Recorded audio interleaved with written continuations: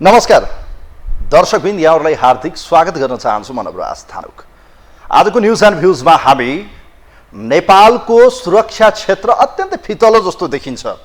चाहे सीमावर्ती क्षेत्रका भन्सारहरू हुन्, खुल्लम खुल्ला तस्करी हुन्छ, त त्यसै गरी चाहिँ यतिखेर त्रिभुवन अन्तर्राष्ट्रिय विमानस्थलमा कहिले आतंकवादका नाममा चाहिँ ठुला ठुला काण्डहरू स्क्यान्डलहरू सुनिन्छन्, कहिले क्विन्टलका क्विन्टल चाहिँ नेपालमा चाहिँ सुन भित्रिरहँदा यो आश्चर्यचकित पार्छ कि नेपालको सुरक्षा निकाय, नेपालको अध्यागमन विभाग या नेपालको चाहिँ यो एयरपोर्टमा हेर्ने भन्सार विभाग के हेर्छ, के गर्छ भन्ने हो।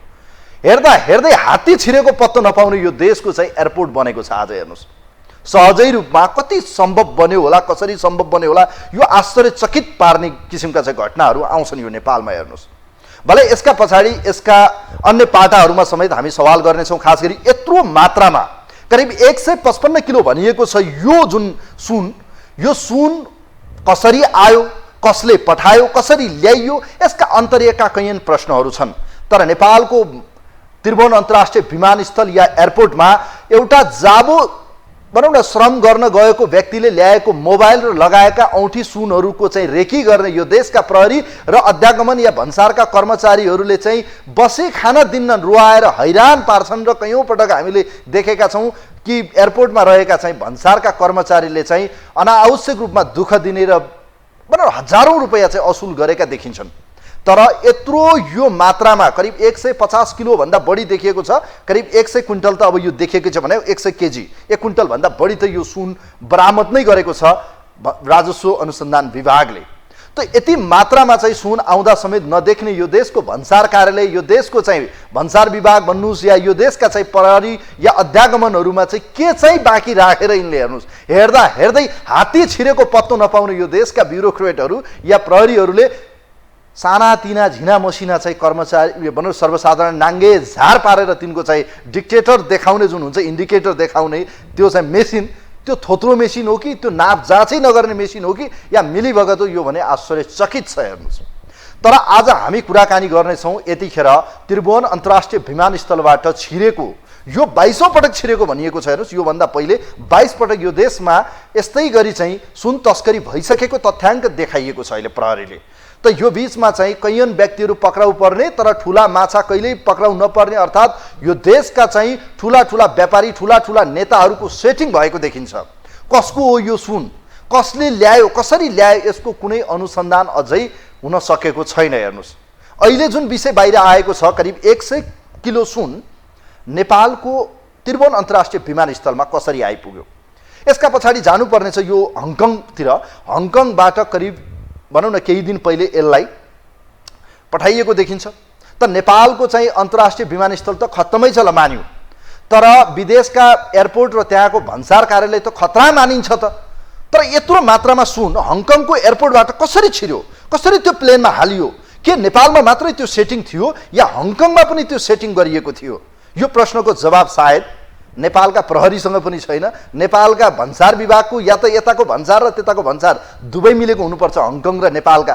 होइन भने कहिले चीनबाट, कहिले हङकङबाट, कहिले अन्य देशबाट चाहिँ, कहिले कतारबाट या अन्य देशहरूबाट कसरी चाहिँ यत्रो मात्रामा सुनहरू बारम्बार आउँछ त?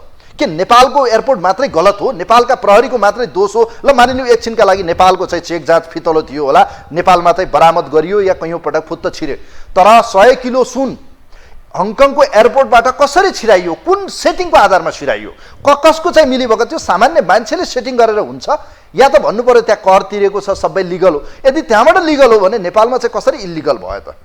यो प्रश्नको जवाब भने तपाईँहरूले दिनुपर्नेछ आज कि हङकङको एयरपोर्टबाट यति ठुलो मात्राको सुन कसरी छिराइयो, यसको पछाडि चाहिँ कसको सेटिङ हुनसक्छ? के सामान्य त्यो भरिया समातेको आज मैले देखेँ ज्यामी गर्ने, जो चाहिँ ज्याला मजदुरी गर्ने, सुन बनाउने ज्यामीलाई चाहिँ पक्रेको सुन्दा हाँसो लाग्छ लाग्दैन? त्यो ज्यामीको के तागत कि 1 अर्बभन्दा बढीको चाहिँ सुन खरिद गरेर ल्याउन सक्ने, त्यो पनि हङकङको एयरपोर्टमा चाहिँ सेटिङ मिलाएर कार्गो प्लेनमा चाहिँ हालेर ल्याउन सक्ने र नेपालको चाहिँ भन्सार विभागको चाहिँ त्यो गोदाममा छिराउन सक्ने त्यो तागत त्यो ज्यामीमा छ? नेभर हुन सक्दैन। यो ठुलो सेटिङ छ, बारम्बार नेपालका कर्मचारी, नेपालका ठुला बडाहरूको सेटिङ र सुन तस्करहरूको मिलेमतोमा चाहिँ दुवै देशको चाहिँ भन्सार कार्यालय र एयरपोर्टको पुरै सेटिङ हुन्छ। हेर्नुहोस्, यो जालो सामान्य जालो होइन, उता पनि जालो छ यता पनि जालो छ। सुनका चाहिँ भनौँ न यो दुवै पक्ष यता पनि उता पनि दुवैको चाहिँ मिलिमतोमा चाहिँ यो जालो खतरनाक जालो छ। तर यतिखेर चाहिँ राजस्व विभागलाई चाहिँ सलाम ठोक्नै पर्छ, उसले चाहिँ पक्रेको छ। तर यो पक्रिनुको पछाडि पनि कमिसन नमिलेको कहीँ कतै भन्सारकै कर्मचारीहरूमा चाहिँ भनौँ न एक किसिमको चाहिँ तसल सुरु भएको र केही मात्रामा चाहिँ यो लेनदेनमा चाहिँ बार्गेनिङ नमिलेका कारणले सूचना चुहाएको भन्ने कुरा छ। या त व्यापारीबाट यो सूचना चुहियो या त चाहिँ तपाईँको कर्मचारीबाट, जेसुकै भए पनि सुराकी गर्नेले भने करिब करिब 15 करोड रुपियाँ पाउने कन्फर्म छ। तर उहाँहरूले यो 15 करोड रुपियाँ भाग हिस्साभन्दा बढी पाउने भएर पो दियो कि 22 पटकमा चाहिँ नदिएको सूचना यो 23औं पटक या यो पटक चाहिँ आश्चर्य रूपमा चाहिँ दिएको देख्दाखेरि यो बडो गजब अजबको छ। हेर्नु, भन्सारमा पक्रिन या भन्सार विभागले नपक्रिने र त्यसै गरी चाहिँ एयरपोर्टको चाहिँ सुरक्षा निकाय र अध्यागमन र प्रहरीहरू हेरै बाहिर निस्किसकेपछि झ्याप्पै समात्नु भनेको यो त खतरनाक होइन त? यो त ठुलै भाग नमिलेपछिको कुरो। हेर्नुहोस्, यस्ता त धेरै काण्ड भयो। यो देशमा 100औं किलो कुइन्टलका कुइन्टल चाहिँ नेपालमा आए पनि आजसम्म पक्रान सकेन। ठुला माछा यसका व्यापारी र को हो त यसको मुख्य नाइके, त्यो कहिल्यै फेला पर्दैन। 2-4वटा सानातिना भरिया समात्ने र जेल ठोकेर चाहिँ यो देशका सुन तस्करहरू फेला पर्दैनन्। हेर्नुहोस्, सुन तस्कर यहाँ मात्र होइन विदेशमा पनि ठुलै अखाडा जमाएर बसेका छन्। हङकङको चाहिँ एयरपोर्टलाई कब्जा गर्न सक्ने र त्यहाँबाट सहजै छिराउन सक्नेले नेपालको जाबो एयरपोर्टमा त चाल सोभराजले भने जस्तै हात्ती छिराइदिन्छन् तिनले। हेर्नुहोस्, यस्तै छ यो देशको एयरपोर्ट। यिनै विषयमा तयार पारेको एउटा रिपोर्ट छ। नेपालमा यतिखेर सुन काण्डले फेरि एकपटक तहल्का मचाइरहँदा हङकङबाट कसले छिरायो त? यो जालो के नेपालका सुन तस्करको मात्रै हातमा छ त? यसै विषयमा तयार पारेको एउटा रिपोर्ट छ, यो रिपोर्ट हेरौँ। विद्युतीय चुरोटमा अवैध सुन भित्र्याएको प्रकरणमा अनुसन्धान जारी रहेकै बेला बुधबार काठमाडौँको सिनामङ्गलबाट 100 किलो सुन बरामद भएको छ। हङकङबाट ल्याइएको भनिएको उक्त परिमाणको सुन विमानस्थलबाट बाहिरिए लगत्तै राजस्व अनुसन्धान विभागले बरामद गरेको हो। अर्थात् कडा सुरक्षा घेरा रहने विमानस्थलबाट सहजै पास भएको उक्त सुन भन्सारको गेट समेत पास भइसकेको अवस्थामा राजस्वको टोलीले छापा मारेर बरामद गर्न सफल भएको हो। जबकि बाहिर त्यसको हल्ला फैलिसक्दा समेत सुन आएको बारे त्रिभुवन विमानस्थल, भन्सार कार्यालय र विमानस्थल सुरक्षा कार्यालय भने बेखबर नै थिए। मन्त्रालयगत रूपमा हेर्ने हो भने भन्सार कार्यालय अर्थ मन्त्रालयको मातहत पर्छ भने सुरक्षाको जिम्मा गृह मन्त्रालय अन्तर्गतको प्रहरीको हो। तर क्विन्टलकै परिमाणमा तस्करी भएको सुन भने प्रधानमन्त्री कार्यालय मातहतको विभागले त्यो पनि बाहिरी सडकमै पुगिसकेपछि पक्राउ गरेको थियो। अर्कातर्फ विमानस्थलबाट सुन तस्करी हुने गरेको यो नै नयाँ घटना समेत होइन। 2079 पुस 10 मा चीनबाट ल्याएको सुन त्रिभुवन विमानस्थलबाट सेटिङमा बाहिरिएको थियो भने त्यो पनि भन्सारमा आइसकेपछि लिलामीका नाममा भएको ताकेताको आधारमा मात्र शङ्काको घेरामा परेको थियो। जुन प्रकरणमा माओवादीकै नेता तथा पूर्व सभामुख कृष्णबहादुर महरा र उनका छोरा समेत जोडिएको खबरहरू बाहिरिरहेका छन्, जसमा भन्सारकै नायब सुब्बाको संलग्नता रहँदा अहिले बरामद सुन पनि प्रहरी र भन्सारको घेरा कटिसकेको थियो। जसले विमानस्थलका कर्मचारी र सुरक्षामाथि प्रश्न उठ्दा राष्ट्रिय सभामा समेत यो विषयले प्रवेश पाएको छ। 100 किलो सुन विमानस्थलको डिक्टेटरबाट पास हुनुमा प्रश्न उठाएका राष्ट्रिय सभा सदस्य रमेशजङ रायमाझीले यो भन्सार डिजी र प्रहरी डिआइजीको मिलेमतो बिना सम्भव नभएको आरोप नै लगाएका छन्। सरकारले यस्ता मान्छेसँग सरकारको साठगाँठ छ भने भन्नु पर्यो सदनमा, हाम्रो काम नै यो हो भनेर। होइन भने सरकारका मान्छेले यस्ता मान्छेलाई कारबाही गर्नु पर्यो। र 22 पल्ट भनेर आइरहेको छ न्युज। आज कसरी आयो 22 पल्टसम्म? मैले यो सदनबाट बजेटको बेलामा भनेको थिएँ अर्थ मन्त्रालय र गृह मन्त्रालय संवेदनशील बनोस् र राजस्व चुहावट हुन नदियोस्। आज भन्सारको डिजीको मिलोबत्तो बिना, पुलिसको डिआइजीको मिलोबत्तो बिना भन्सारबाट त्यो सामान जान सक्दैन। यही प्रश्न सामाजिक सञ्जालमा समेत व्यापक बनेको छ। एउटा नागरिक विदेशबाट फर्किँदा नाकमा लगाएको सुनको फुली र कानको टप देख्दा कचकच र एउटा मोबाइल ल्याउँदा झमेला गर्ने विमानस्थलको भन्सारबाट यतिका सुन बाहिरिनुमा मेसिनको खराबी मान्न नसकिने धेरैको तर्क छ। जहाँ विगतमा पनि भरिया मात्र पक्राउ पर्ने र ठुला माछा उम्किने गरेकोले यसको लहरो सत्तामै रहेकाहरूसँग समेत जोडिने आशंका गरिँदै आएको छ। त्यस्तै ठुलो परिमाणमा बरामद हुने सुन तस्करीमा धनाढ्य व्यक्तिको लगानी हुने ठानिए पनि उनीहरू पक्राउ पर्ने गरेका छैनन्, जसले सुरक्षाको जिम्मा पाएको मन्त्रालयका मन्त्री र उच्च पदस्थहरूमाथि समेत प्रश्न उठ्न थालेको छ। यता राष्ट्रिय सभाका सांसद गोपाल भट्टराईले त पछिल्लो सुन प्रकरणमा गृहमन्त्री नारायण काजी श्रेष्ठ आफै संलग्न रहेको आरोप नै लगाएका छन्। भर्खरै समातिएको करिब 1 क्विन्टल सुनको बारेमा पूर्व सभामुख र गृहमन्त्रीको समेत नाम जोडिएर समाचारहरू आएका छन्। सुन भित्र्याउँदा मोटरसाइकल र स्कुटरको ब्रेक सु भनेर भन्सार भएको छ। यो 1.5 महिना यही प्रक्रियाबाट 4-5 पटकसम्म भित्रिएको भन्ने सुनिएको छ। अब निष्पक्ष छानबिन हुन्छ भनेर विश्वास गर्ने ठाउँ छैन, हेर्न बाँकी छ। यो प्रश्न राख्न चाहन्छु। पछिल्लो समय त्रिभुवन विमानस्थल र तस्करी पर्यावाची जस्तै बन्दै गएका छन्। यो प्रकरणको 100 केजी सुन प्रकरणकै अनुसन्धानका क्रममा समेत ब्रेक सु प्रयोग गरेर यसअघि नै 2200 केजी सुन तस्करी भएको हुन सक्ने नयाँ तथ्य बाहिर आएको छ। फलत अहिले सुन पक्राउ पर्नुलाई समेत सेटिङ नमिलेको परिणामका रूपमा हेर्नेहरूको कमी छैन। जहाँ पूर्व डिआइजी हेमन्त मल्ल पनि देखिएको भन्दा ठूलो आयतनमा सुन तस्करी हुने गरेको आशंका गर्छन्। पटक पटक तस्करीका घटना दोहोरिँदा समेत सुरक्षा निकायले चकमा खानुमा तस्करहरूलाई राजनीतिक संरक्षण पनि रहनु मुख्य कारण रहेको मल्लको भनाइ छ। नेता पार्टी र चुनावमा समेत त्यस्ता व्यक्तिले लगानी गर्ने गरेको बताउने उनी यही संरक्षणकै कारण तस्करी मौलाएको बताउँछन्। प्रोडक्सन दिएका इक्जाम्पलहरू आएका छन्। यदि प्रोडक्सन नदिएको भए, पोलिटिसियनसँग नजोडेको व्यक्तिहरू नभएको भए तपाईँले हेर्नु भएन यो 33 किलो सुनको छानबिनको प्रतिवेदन अहिलेसम्म किन पब्लिक गरेको छैन भन्नुहोस् त। नम्बर 1 कुरा। र नम्बर 2 कुरा, तपाईँको यो राजनीतिकहरूमाथि प्रश्न चिन्ह कहाँ खडा हुन्छ भनेपछि तपाईँलाई थाहा होला गणतन्त्रभन्दा पहिला 2 चोटि एयरपोर्ट ठेका दिएको होइन भन्नुहोस् त। 2टा सरकारले ठेका दिएको होइन भन्नुहोस् त। त्यो त होल गभर्मेन्ट मसिनरीलाई मिसयुज गरेको होइनन् भन्नुहोस्। त्यसले गर्दा के छ भने यस्ता घटनाहरूले के गर्छ भनेपछि पोलिटिकल लेभलको काहीँ न काहीँ इन्भल्भमेन्ट छ र पोलिटिकल लेभलले तपाईँको काहीँ न काहीँ यो संरक्षण दिन्छ भन्ने कुरा, यी कुराहरूले चाहिँ तपाईँको प्रभावित गर्छ। हुन त विमानस्थलको सुरक्षामाथि व्यङ्ग्य गर्दै कुख्यात अपराधी चार्ल्स शुभराजले त्रिभुवन विमानस्थलबाट हात्ती नै छिराइदिन सक्ने बताएका थिए रे। साँच्चीकै यथार्थमा पनि विभिन्न समयमा गरेर झन्डै हात्तीकै तौल जति सुन नै बरामद भइसकेको छ, जसबारे सुरक्षा निकाय र सम्बन्धित संयन्त्रहरू समेत बेखबर छैनन्। तर तालिम प्राप्तहरूको यही घेरा तोडेर आनन्दले तस्करहरूले सुन भित्र्याउँदा प्रधानमन्त्री मातहतको विभागले अपरेसन गर्नुपर्ने बाध्यता छ। यद्यपि लाजै लाग्ने यही अवस्थाका कारण भन्सार विभागले यो पटक भने छानबिन समिति नै गठन गरेको छ भने केही कर्मचारी निलम्बनमा परेका छन्। यो हो टेलिभिजनका लागि कुलचन्द्र विष्ट, काठमाडौँ।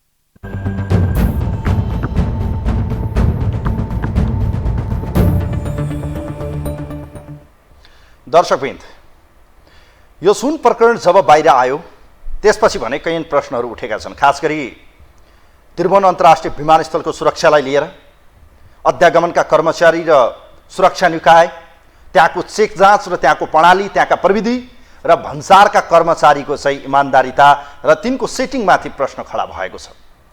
वास्तवमा त्रिभुवन अन्तर्राष्ट्रिय विमानस्थलबाट भन्सार जाँचपास भएर बाहिरिसकेपछि बरामद भएको सुन हङकङबाट कसले पठाएको र कसका लागि पठाएको भन्ने कुरा अझै खुलेको छैन। हेर्नुहोस्, बरामद सुन मङ्गलबार क्याथे पेसिफिकको चाहिँ उडान मार्फत काठमाडौँ आएको थियो। क्याथे पेसिफिकबाट आएको उक्त सुन हङकङबाट सिधै रेडी ट्रेडलिङ बुढा नीलकण्ठको नाममा आएको स्रोतले बताएको छ। हेर्नुहोस्, स्रोतका अनुसार यसरी कार्गो गरेर सुन पठाउने व्यक्तिका साथै लिने सम्बन्धित व्यक्तिको समेत पहिचान खुलेको छैन बताइएको छ।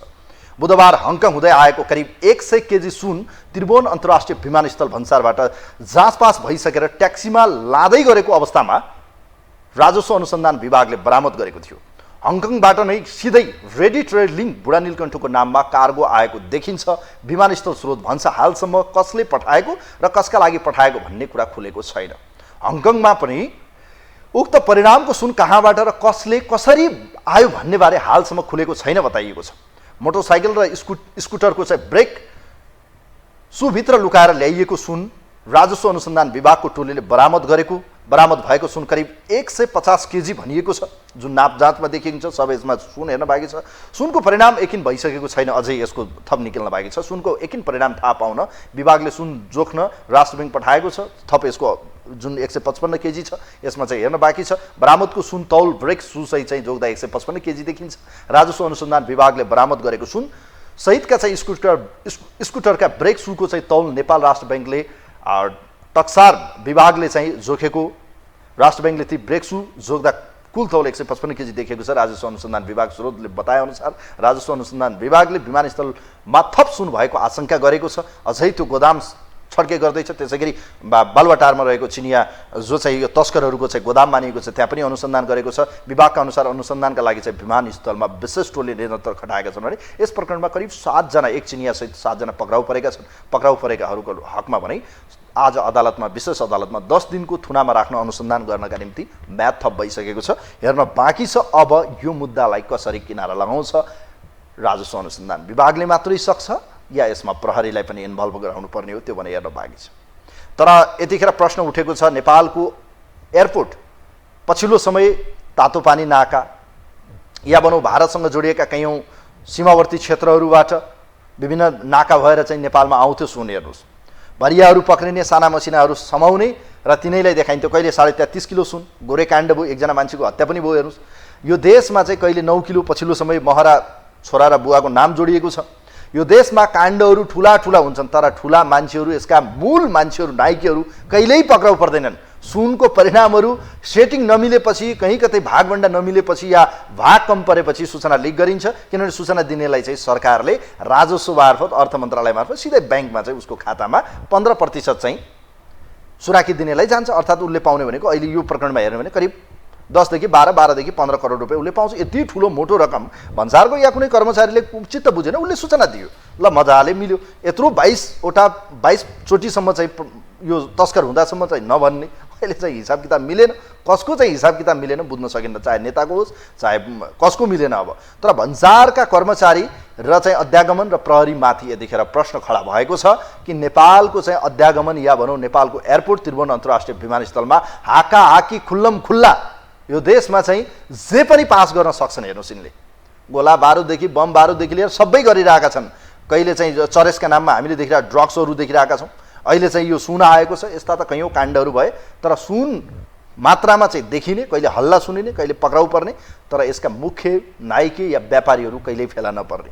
अचम्म छ कसरी सेटिङ हुनसक्छ। हङकङबाट, हङकङको एयरपोर्ट विमानस्थलका कर्मचारी या भन्सारका कर्मचारीले के चाहिँ गरेर चाहिँ कार्गोमा हाले, त्यहाँ चेक जाँच भयो होला या त्यहाँ पनि मिलीभगत हुनसक्छ। यस्तो ठुलो सेटिङ कसरी गर्न सक्छ एउटा तस्करले? हेर्नुहोस् त, यो सामान्य जालो सम्झिनु भयो होला, यो ठुलो सेटिङ छ। हेर्नुहोस् अब कहाँसम्म छ देखिरहनु भएको छ। कहिले तपाईँ कतार, कहिले दुबई, कहिले हङकङ, कहिले चाइना, यी देशहरूमा चाहिँ ठुलो सेटिङ हुन्छ। हेर्नु सुनका तस्करहरूको नेपालमा ल्याउने अनि नेपालबाट सहजै रूपमा चाहिँ भारत पुर्याउने। भारतमा किनभने यसको डिमान्ड आइछ, नेपालमा पनि छ। पछिल्लो समय नेपाल राष्ट्र ब्याङ्कले 20 किलो मात्रै दिन्छ सुनको इजाजत व्यापारीलाई, तर यहाँ चाहिँ खुल्लम खुल्ला कुइन्टलका कुइन्टल चाहिँ भित्रिन सक्छ। हेर्नुहोस् अब यो देशको कस्तो छ हालत, यसले प्रश्न बताउँछ। अब प्रहरी यसमा चुकेको देखिन्छ, भन्सारको कर्मचारी ककसको मिलीमत थियो, त्यो त हेर्न बाँकी छ। हेर्नुहोस्, तर राजस्व विभागले यसलाई अनुसन्धान अगाडि बढाएको छ। अब उसले राजस्व मात्रै सङ्कलन गरेर यसमा चित्त बुझाउँछ या थप यसको चाहिँ जरोसम्म पुग्ने या गहिराइसम्म पुग्छ, त्यो भने हेर्न बाँकी छ। कोही हुनुहुन्छ हाम्रो लाइनमा या हुनुहुन्न? हामी तपाईँहरूका विचार लिने प्रयास गर्दैछौँ। हेलो,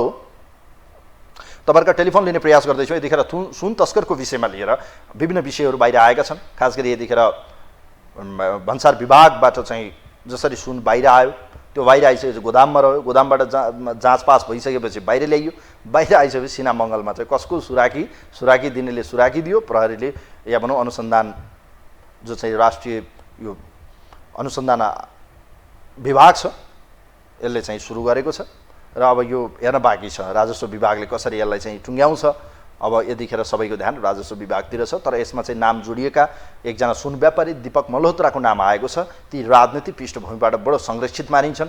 कहिले प्रचण्ड निकट त कहिले एमाले निकट, ओली निकट मानिने यी पात्रको पिक्चर यतिखेर फोटो सामाजिक सञ्जालमा भाइरल छ। तथापि दिपक मल्होत्राले भने आफ्नो बचाउ गर्दै आज पत्रकार सम्मेलन गर्दै आफ्नो यसमा कुनै संलग्नता नरहेको र यो सुन आफ्नो नभएको दाबी गरेका छन्। तर के अब राष्ट्रिय यो जुन चाहिँ अहिले यो राजस्व विभाग छ, राजस्व अनुसन्धान विभागले यसको जरोसम्म गएर पत्ता लाउँछ कि लाउँदैन, त्यो भने हेर्न बाँकी छ। हेर्नुहोस्, किनभने नेपालमा एयरपोर्टबाट जे पनि छिर्न सक्छ, जे पनि छिर्छ भन्नेको अर्को एउटा उदाहरण हो यो 100 किलो सुन। यो त जाबो देखिएको विषय हो। यो यस्ता त कति पो पास गरे हेर्नु, होइन र?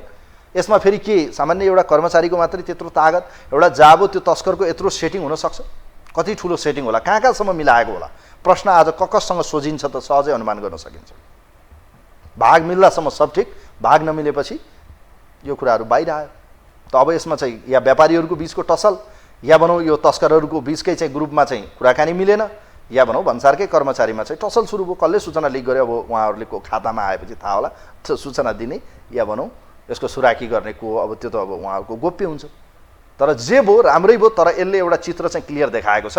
नेपालमा सुनको चाहिँ ट्रान्जिट पोइन्ट हो, नेपालमा सुनको चाहिँ डिमान्ड पनि हाई छ र नेपालमा सुनमा लगानी पनि छ र व्यापारीहरूलाई थाहा छ सुनमा लगानी गर्यो भने पैसा खेर पनि जाँदैन, बाहिर लिगल ल्याउँदा महँगो छ, तर सस्तोमा ल्यायो, 2 नम्बरी गर्यो, ट्रान्जिट बनायो, धमाधम। पहिले चाहिँ तातो पानी नाका र तपाईँको अन्य नाकाहरूबाट आउँथ्यो चिन भएर, तर यसपटक भने हाकाहाकी एयरपोर्ट भएरै छिराउन थालेपछि कसको के लाग्यो हेर्नुहोस्। यो देशको एयरपोर्ट हरिबिजोग छैन। त यसका पछाडि हङकङको एयरपोर्ट पनि त यतिखेर बदनामित भयो। त हङकङमा पनि त्यहाँको भन्सार विभाग, त्यहाँको चाहिँ एयरपोर्टका कर्मचारी, त्यहाँको प्रहरीसँग कसरी सेटिङ भयो त एउटा सुन तस्करको? यति ठुलो तागत छ हेर्नुहोस् कि नेपालको एयरपोर्टमा त ल ठिक छ यहाँ त आयो, तर उहाँ पठाउनेले पनि त चेक जान त त्यहाँ पनि हुन्छ। त्यहाँ कसरी सेटिङ भयो त हेर्नुहोस् त, कस्तो मजाको सेटिङ हुन्छ। यताका कर्मचारी पनि मिलेको, उताको पनि कर्मचारी मिलेको, कुराकानी मिलेन, लिक भयो। अन्यथा दुवै ठाउँको चाहिँ हङकङको पनि त एयरपोर्टमा त चेक जाँच हुन्छ, यसको नापतोल हुन्छ, यसको छड्के हुन्छ, रेकी हुन्छ, त्यहाँ पनि तपाईँको डिक्टेटरले देखाउनु पर्ने हो। सबै कुरा कार्गोमा हाल्यो, स्कुटरको पार्ट्स बन्यो, पठाइदियो। तर त्यसको भित्र चाहिँ मजाका बिस्किटहरू देखिन्थे कि टुक्रा टुक्रा पारेर राखेको चाहिँ बिस्किटहरू करिब 150 किलो देखिएको छ। अब यसलाई हेर्दाखेरि 1 कुइन्टल भनिएको छ, 100 कति किलो छ, अब 100 किलो भनिएको छ। अब हेर्न बाँकी छ। हेर्नुहोस् यस्तो अवस्था छ, दुर्दशा। नेपालको हालत यस्तो छ, यो देशमा चाहिँ कोही बाँकी छैन। सुन तस्करमा पनि ठुलो ठुलो सेटिङ, तपाईँको भ्रष्टाचारका काण्डमा ब्युरोक्रेटदेखि लिएर पोलिटिसियन सबै मिलेका छन्।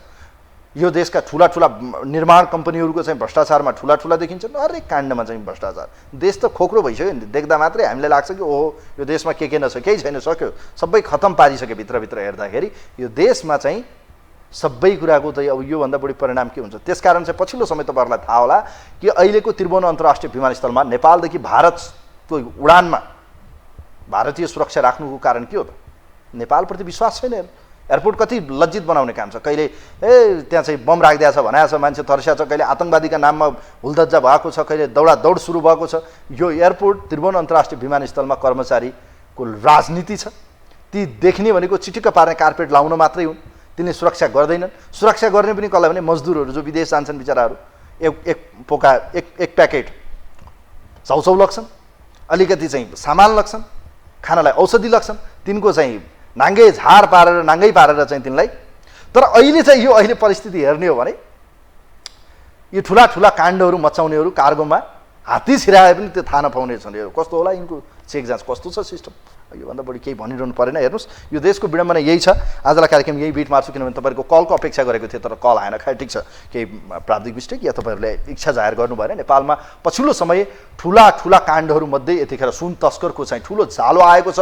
यो सुन कसको हो, कसले ल्यायो, किन ल्यायो, यसमा कसको संलग्नता छ? यो देशमा चाहिँ अहिले पनि हेर्ने हो भने सुनको चाहिँ लामै ट्रान्जिट छ नेपालमा। यो ट्रान्जिट गर्नेहरूमा चाहिँ पोलिटिसियनदेखि लिएर ठुला ठुला व्यापारी घरानाको ठुलो कनेक्सन रहेको त कयौँ व्यापारीहरूले हाकाहाकी भन्दै आएका छन्। त यो देशमा चाहिँ सुन यति धेरै डिमान्डेड छ कि त्यो पहेँलो नलाउन्जेलसम्म मान्छेलाई लाग्छ कि मसँग केही पनि छैन। त सो अफ गर्ने नेपालीहरूको बानीको बीचबाट सुन तस्करहरूका निम्ति मालामाल छ यो देशमा। यो देशको भन्सार विभागदेखि एयरपोर्टदेखि पुलिस कर्मचारी सबैतिर चाहिँ भद्रगोलको अवस्था छ भन्ने कुरा यो 100 किलो सुनले बताइसकेको छ। योभन्दा धेरै बोल्नु पनि आवश्यक छैन, किनभने यो देशको सुरक्षा के छ भन्ने कुरा त यसले प्रष्टै बताउँछ। एयरपोर्ट असुरक्षित छ, भन्सार असुरक्षित छ। यो देशको चाहिँ ब्युरोक्रेटहरू सबै करप्टेड भएको एउटा ज्वलन्त उदाहरण यतिखेर यो सुन प्रकरणले देखाएको छ। यसले आफै प्रश्न बताउँछ, यसले आफै बताउँछ कि नेपालका सुरक्षाकर्मी या भन्सार विभाग या भनौँ एयरपोर्ट कति सुरक्षित छ। आजलाई कार्यक्रम यही बिटमा छु। कार्यक्रमको टिम चाहिँ म पनि बिदा हुन्छु। नमस्कार।